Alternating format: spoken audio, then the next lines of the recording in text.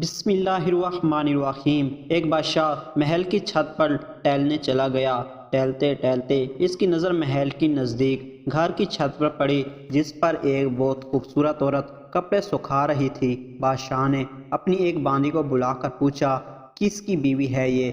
باندی نے کہا، بادشاہ سلامت، یہ آپ کے غلام فیروز کی بیوی ہے۔ بادشاہ نیچے اترا۔ بادشاہ پر اس عورت کے حسن و جمال کا سحر سا چھا گیا تھا۔ اس نے فیروز کو بلایا۔ فیروز حاضر ہوا تو بادشاہ نے کہا، فیروز، ہمارا ایک کام ہے، ہمارا یہ خط فلاں ملک کے بادشاہ کو دے آؤ اور اس کا جواب بھی ان سے لے آنا۔ فیروز اس خط کو لے کر گھر واپس آ گیا۔ خط کو اپنے تکیے کے نیچے رکھ دیا، سفر کا سامان تیار کیا، رات گھر میں گزاری اور صبح منزل مقصود پر روانہ ہو گیا، اس بات سے ان کے بادشاہ نے اس کے ساتھ کیا چال چلی ہے۔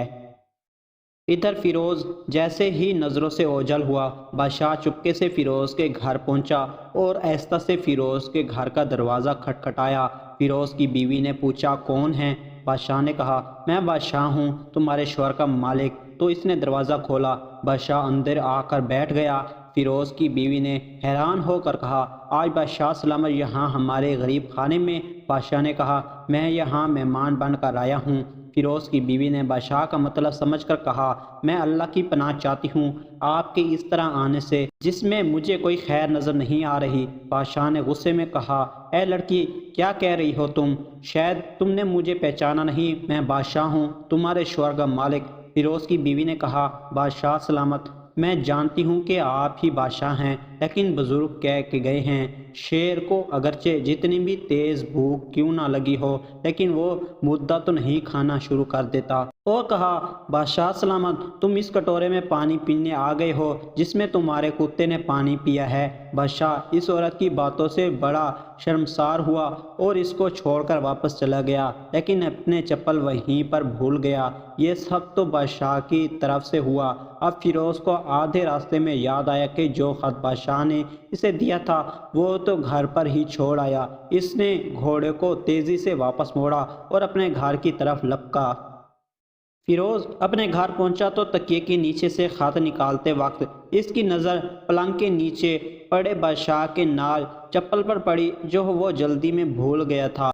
فیروز کا سر چکرا کر رہ گیا۔ وہ سمجھ گیا کہ بادشاہ نے اس کو سفر پر صرف اسی لیے بھیجا تھا تاکہ وہ اپنا مطلب پورا کر سکے۔ فیروز کسی کو کچھ بتائے بغیر چپ چاپ گھر سے نکلا۔ خط لے کر وہ چل پڑا اور کام ختم کرنے کے بعد بادشاہ کے پاس واپس آیا تو بادشاہ نے انعام کے طور پر اسے 100 دینار دیے۔ فیروز دینار لے کر بازار گیا اور عورتوں کے استعمال کی قیمتی کپڑے اور کچھ تحائف بھی خرید لیے۔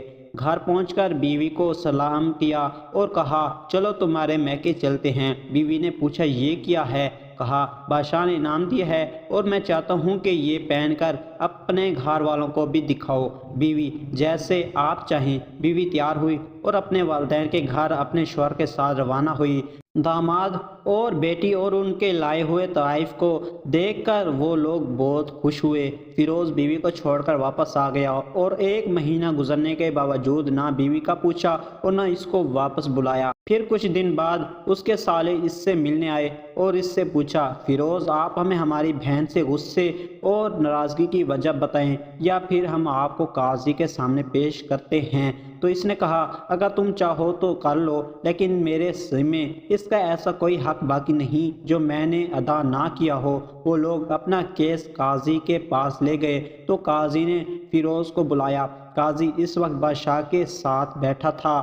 لڑکی کے بھائیوں نے کہا، اللہ بادشاہ سلامت اور قاضی القضاء کو قائم و دائم رکھیں۔ قاضی صاحب، ہم نے ایک سرسبز باغ، درخت پھلوں سے بھرے ہوئے اور ساتھ میں میٹھے پانی کا کنواں اس شخص کے حوالے میں دیا تو اس شخص نے ہمارا باغ اجاڑ دیا، سارے پھل کھا لیے، درخت کاٹ لیے اور کنویں کو خراب کر کے بند کر دیا۔ قاضی فیروز کی طرف متوجہ ہو کر پوچھا، ہاں تو لڑکے، تم کیا کہتے ہو اس بارے میں؟ فیروز نے کہا، قاضی صاحب، جو باغ مجھے دیا گیا تھا وہ اس سے بہتر حالت میں نے انہیں واپس کیا ہے۔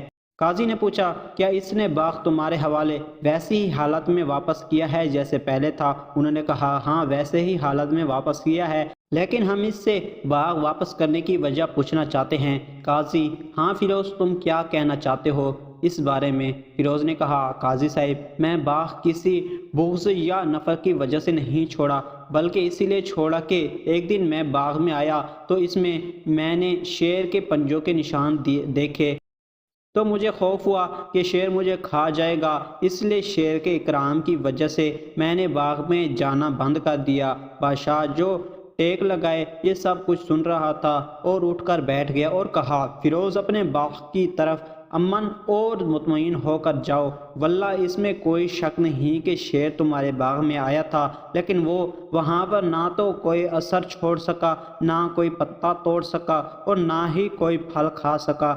وہ وہاں پر تھوڑی دیر رہا اور مایوس ہو کر لوٹ گیا، اور خدا کی قسم میں نے کبھی تمہارے جیسے باغ کی گرد لگے مضبوط دیواریں نہیں دیکھی۔ تو فیروز اپنے گھر لوٹ آیا اور اپنی بیوی کو بھی واپس لے آیا۔ نہ تو قاضی کو پتہ چلا اور نہ ہی کسی اور کو کہ ماجرا کیا تھا۔